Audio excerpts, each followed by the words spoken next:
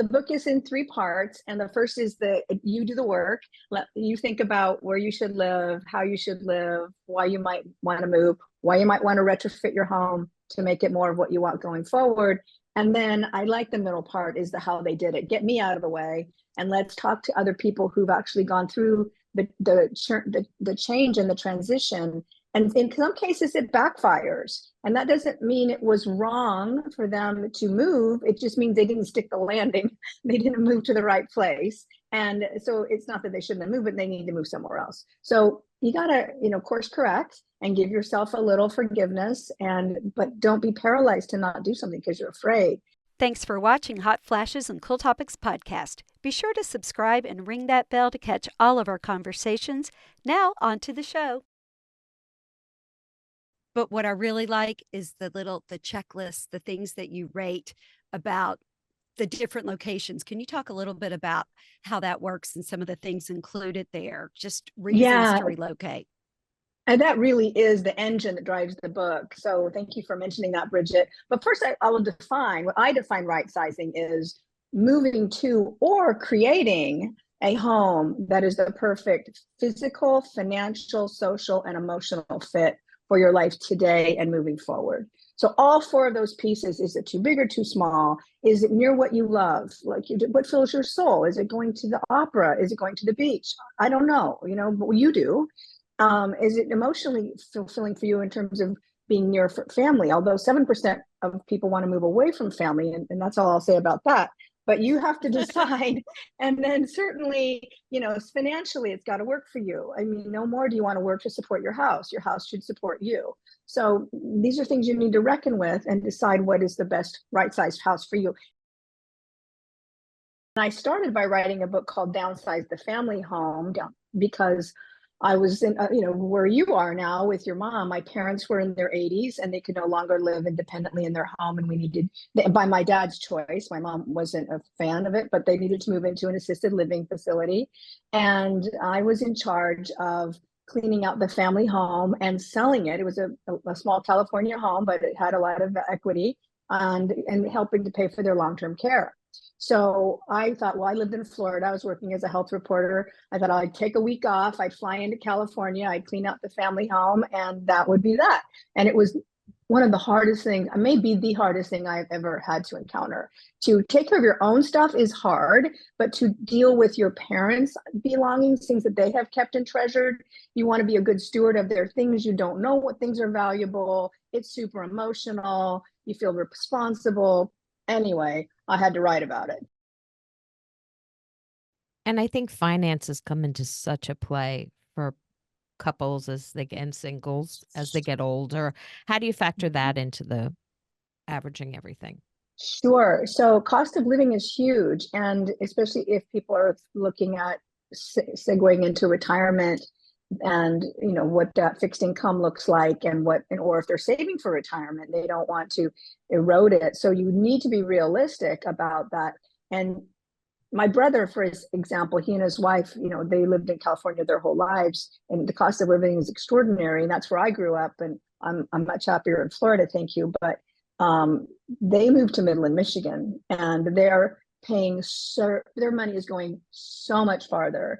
And just the example, like they used to pay $100 for a handyman, and now they're paying $25 dollars an hour. So so this little thing, the gas price from $7 a gallon to $3.50 a gallon. So it's just remarkable how much, if you really think about how far your money can go in another place, you can have the quality of life and a lot less of the pressures. But if you've got the money and you love the places that are expensive, then by all means, live your best life.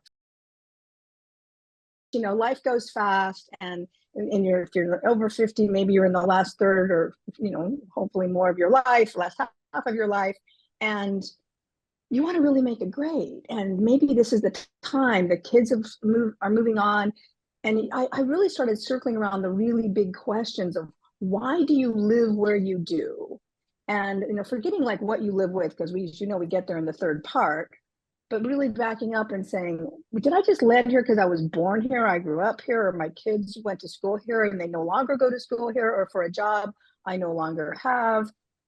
or because it was the house I could afford at the time, but now I should afford less or I can't afford more, whatever it is. But you really need to take another look and ask yourself kind of the macro question, like where, I mean, forget how inconvenient it is to move. It's a pain, but that is saying it's too much trouble is not a reason to live an inferior life. My own life was doing a parallel downsize and a right size, where I had gotten divorced and moved from Colorado to Florida, and was, my last child was going off to college. I was becoming kind of an empty nester. And anyway, I was trying to rebuild my life. And then I met a wonderful man, and we got married 8 years ago, and we had to blend our homes. So I thought I had I'm the home design columnist, right? So I think I have this great stuff. And I was living as I live in home stager, moreover. I was, fixing up people's homes to live in them and help them sell. So I figured I got this. And he turns out the widower, he had 100% of his belongings. He liked his stuff. I'm like, well, that's inconvenient. So I wrote downsizing the blended home. One house plus one house has to equal one house. When two houses become one, you have to get rid of half a house. So that was a downsizing journey. And when your parent moves in, it's a downsizing blended journey. So you have to make room and edit. So all these things were sort of, rattling through my brain as I was divorcing, remarrying, dealing with my parents, and dealing with the stuff in this household and this burden that we carry forward. So tired of writing about death and dying and aging, I decided I would talk about living, hence Rightsize Today, to live your best life tomorrow. You actually rate like what's important to you in terms of seasons, in terms of proximity to things you love, in terms of financial cost of living, the political climate, what is important to you. So you rate, political climate, I don't care, I'm a 2. But on seasons, I want 4 seasons, that's a 5. So you rate what's important to you, and then you put it in a chart by cities that you're considering. And it may be anywhere from Midland, Michigan to Santa Cruz, California. I don't know. And then you start evaluating them, and you will do a weighted average, which is a big fancy term for it'll start to add up to say it will declare itself. You might find out you're living in the perfect place. You may go, oh, my place I'm living is so low on the scale of where I could be enjoying my life. So it really helps you define where you should live. And that is the first part of the right sizing puzzle. And I define it in 3 parts. It's where to live, in what, meaning a townhome, a cabin, a large house. What is the right in what? And then we talk about, as Colleen mentioned earlier, with what, let's outfit the home with the right things and none of the wrong things. So you're living beautifully and simply in a right-sized way. We also talked to a gal who lives in a house she loved, but she was getting older and her knees weren't what they used to be, and her bedroom was upstairs, and she couldn't figure out a way to make her bedroom downstairs without making it the living room into a convalescent room. And so she had an elevator installed, and it's really pretty in her house. So she gets up and down, and she goes, it's great when I go on trips. It's it takes the luggage up and down, and as she gets older in her knees, she's had knee replacements. Now she goes, I've just added 15 years in this home that I love, and it's near everything I love. So there are ways to adapt your house as well as your entire where you live. So to add on that elevator, I'm like, okay, what was that? Because you were talking about how it's like, I forgot what you even said, like air or how pneumatic, I think. Pneumatic. Mm-hmm. I was like, maybe my mother-in-law would like that, but I'm trying to figure out now in her condo how that would work. It's like the company will come in and figure out where your shaft right. could be. And wow. Yeah, you don't have to do that. They'll look at closets and say, because they'll figure it out. I have a study that looked at people who moved in the last 5 years out of state, like changed states. And that was 26% of people who moved in the last 5 years, according to the survey, moved to a new state. That's a big change. And 88% of them were glad they did. So I think 12% of people will just never be happy. So there's that. But I think the ones that, they thought it through, they moved to a new state, and they didn't regret it. And I think that's what we think about is, oh, well, I'd be sorry I did. And another one, and I also do want to get into the things, but was the couple that bought two places. Yeah, Yeah, I can you love that talk about too. that? Yeah, Katie and Thad, they had a beautiful home, large home where they raised three children and it had a pool and it was on a lake and it was just a gorgeous home. And the kids, of course, wanted them to hold on to it forever because they were going to bring the grandchildren there. Well, the grandchildren never come. The kids are in Wisconsin and Chicago. They have jobs, they have vacation time, and they're Katie and Thad with this huge house and all this upkeep in the yard.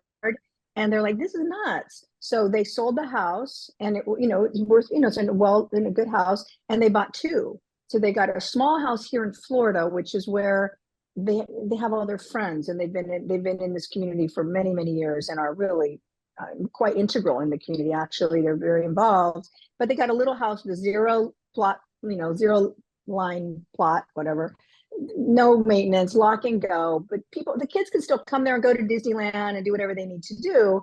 But it's very low maintenance. And then they got another house up in Wisconsin, Chicago area that it's a smaller kind of a bungalow, but they can see their kids, the grandkids can come over, and they got 2 for 1, which is so smart. And of course, then you've got the seasonal thing where you can be in Wisconsin in the summer and avoid the Florida heat and then be here in the winter. So that was also really thought through well. You also say beware of the vacation effect. And I think a lot of people, they go somewhere on vacation, they love it. They're like, I'm moving here, without really doing their due diligence. Can you talk about the vacation effect? Yeah, my next door neighbor is in the story as an example. They were high powered, high octane. He was a news anchor, and she moved commercial real estate in the DC area, and they had a vacation home in Destin, Florida. And she said we would get there and we put our toes in the sand and our blood pressure would go down, and we loved it. So they decided to retire there and build something bigger than their little second home. And they also moved the husband's mom to the town so they could keep an eye on her because she was getting up in years, and put her in a retirement community. Well, then they decided they were bored to tears. They could not, there was nothing to do. And they're very culturally, intellectually stimulating people. And they were like, it was a snooze. And they were stuck because Jim's mom, they couldn't move her again. She was established. And so they were just like, well, we'll just wait till she passes and we'll be here for her. Well, she lived to 100. And so that's a good thing, I guess. And then finally, they moved next door to me, but they realized they need something with a little. Winter Park, Florida has a little bit more going on, and it's a beautiful community, but it has some arts, and she's involved in the museum, and she takes painting classes and gardening classes and all that stuff. And anyway, they have a very rich life now, and more friends that are like them. So yeah, they should be very careful not to just go to a place because you love the feeling of your toes in the sand, because you might get bored. And another one reminded me that you go to the resort and there's a cabana boy who brings you your Mai Tai and fluffs your towel and gives you poolside service. That doesn't happen when you move there, in your backyard. Your you house. are the cabana boy. Yeah. So yeah, don't confuse those good feelings with real life.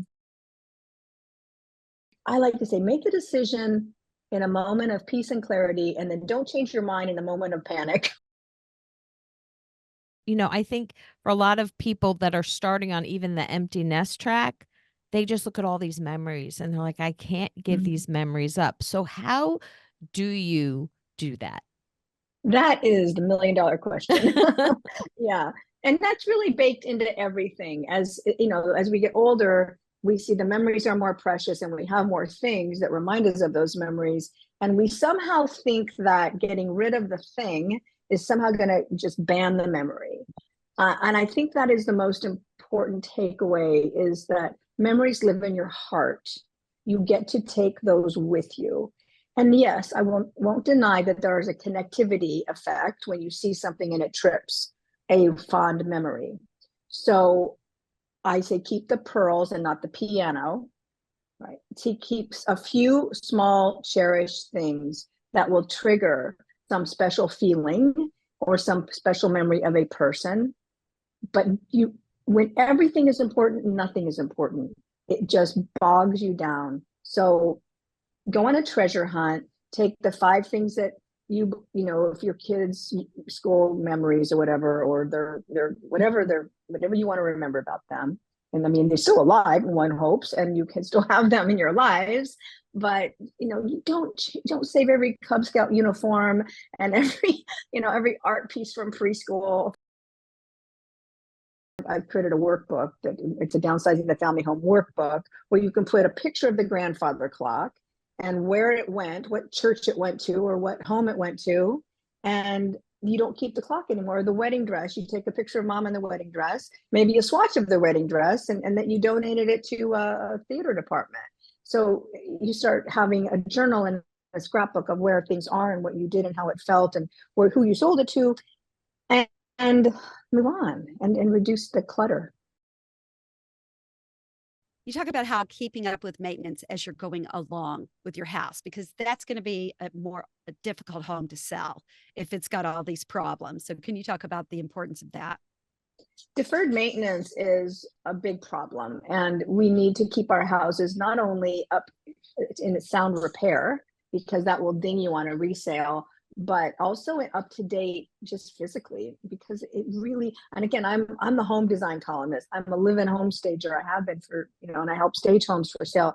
It matters. And people go, oh, I'll let the new people figure out what kind of flooring, or I'll let the new people paint. That's lazy. You paint, you refloor, you figure it out, you bring it up to date. And I know it costs something and you might go, oh, money's tight, but you're going to make it up in a faster sale at a higher price. Guarantee you, unless you paint your walls, petunia purple or something, you're going to recoup it, because people want turnkey. They have enough to deal with the move of getting things unpacked and where's this going to go and where's my schools and where's my job and where's my hairdresser. They don't want to think about also what is the flooring choice here. So keep things up to speed. Make sure there's nothing that's going to subtract, because they will subtract a lot if they have to replace a roof or an air conditioning system or something that's not working. You constantly should be looking at purging and winnowing out and editing.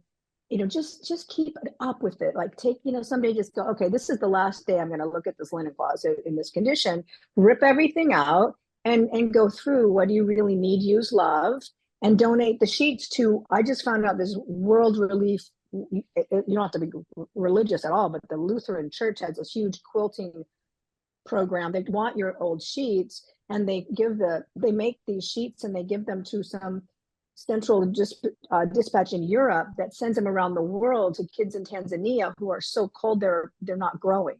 So and also into Ukraine, where they've lost their homes due to war and they need quilts. I mean, it's really cool. And you can wait, I can clean out my linen closet and help those in Ukraine and help kids freezing in Tanzania whose whatever they eat is going to keep their bodies warm and not to growth or cognition. It's really horrible. So anyway, I digress, but consistently be winnowing out, editing, trimming down, scrolling back your belongings. I keep a box in the garage. I keep a bag in my closet. And, when I look at something, I'm like, this is the last day. This is the last day for this. This is going to Goodwill. And then when I get a massive quantity, off it goes. That's a great way to make it easily accessible. So you don't have to say, oh, I really need to clean my closet out. Oh, I can just take this and put it here. Making it as simple as possible. I think that's a really good suggestion. You are not your kid's storage facility. That's the bottom line. They move on to a small apartment. And I remember I had a leg cast because I broke my leg when I was a little girl and I saved it. And my mom was like, can we please get rid of your cast? No, it's important to me. I don't have a place for it, but you keep it. And I came across it when I cleaned their house. I'm like, oh my gosh, my parents had no business keeping all this stuff of mine. But you have to, tell your kids, look, I am not your storage unit. I really do want to turn your bedroom into a gym. And I mean, this is about me now. And you can either take it all or you can trust me to donate it. Mm-hmm. So yeah. I made the mistake. My daughter, when she graduated from college, I said, okay, can I clean out your closet? She said, and get rid of any t-shirts except for concert ones. Well, there was one shirt that did not look like a concert at all. It just had a symbol. Gave it to Goodwill. And she said, that was my shirt and it's worth $125. And I was like, you should That's have on you. gotten it. Yeah, you should have That's gotten it. Maggie, you should have taken it with you. Should have taken it. Yeah. Somebody got a good deal at Goodwill. So good for them. So I think that's even the name of the section is Buy It Once, Buy It Right, which I wanted to do a whole book out of that, which I still might, but that was my initial impetus for an entire book was Buy It Once, Buy It Right. And I do in part 3, go through every room in the house and say, okay, how do we do mattresses and pillows and sheets and towels? Let's get the bedroom wonderful.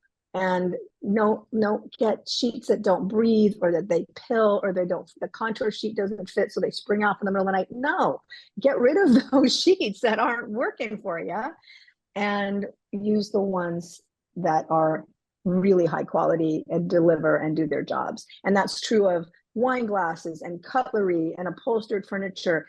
I'm asking you to take some time to learn about the properties that you're looking for, not so much the sizzle and the branding or the celebrity identification, but what makes a great anything? What makes a great piece of furniture? What makes a great mattress? What makes a great wine glass? All those things. And then you can more easily say, oh, this doesn't pass muster. This I can get rid of because I have this, which I know is really good.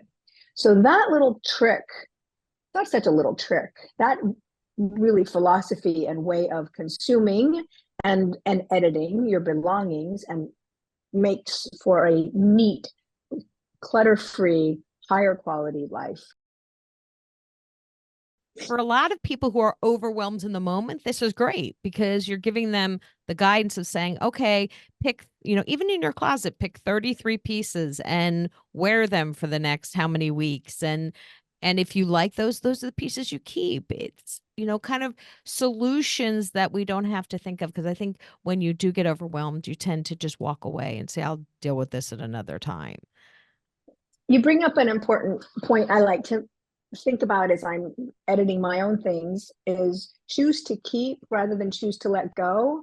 So take all your stuff out of the pantry, for instance. If you have not your food so much, well, you can do that too, but maybe your serving pieces, just all the candlesticks and platters and punch bowls and whatever, and just go shopping.